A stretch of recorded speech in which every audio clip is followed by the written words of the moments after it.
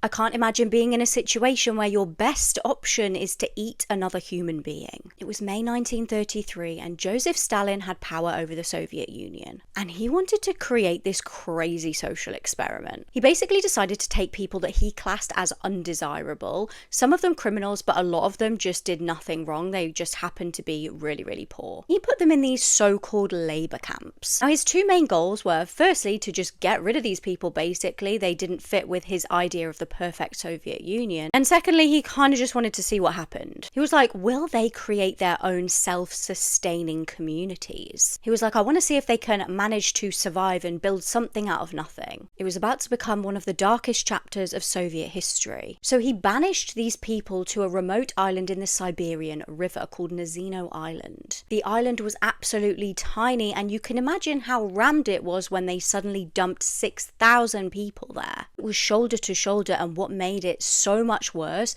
was the fact that they had no shelter and no food. There was actually really no way for these people to survive, and things very quickly escalated into horror. After the first night, nearly 300 people were dead. There was nowhere to sleep and take shelter, like I said, so nowhere to shelter from the harsh conditions. These people just perished. And of course, there was no medical care. I mean, there was not even any food, so these people very quickly got very ill. And they're hungry, they're unwell, they got very desperate.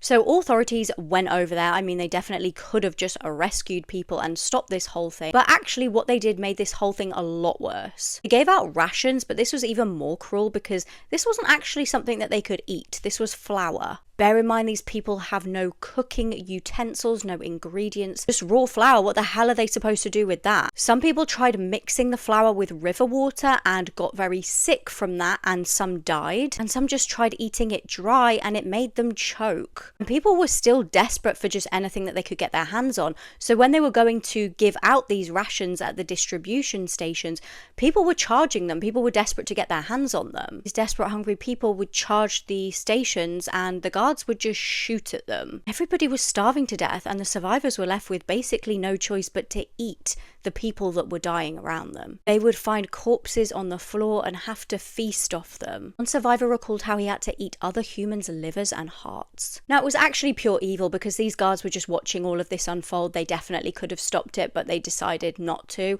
In fact, when they would see people trying to flee the island on rafts, they would shoot them dead. Within weeks, the situation got so bad, and these guards were kind of fearing the retribution, that they just had to step in. By the time this sick experiment was over, just 2,000 people remained, riddled with diseases and traumatized, but they were alive. And this cannibal island horror actually was totally hidden from the public. Nobody found out until about the 1980s/90s. The entire event was classed as a state secret, and survivors were obviously too scared to speak out about what they saw. Local people now do visit the island to lay flowers and pay tribute to the victims who lost their lives there.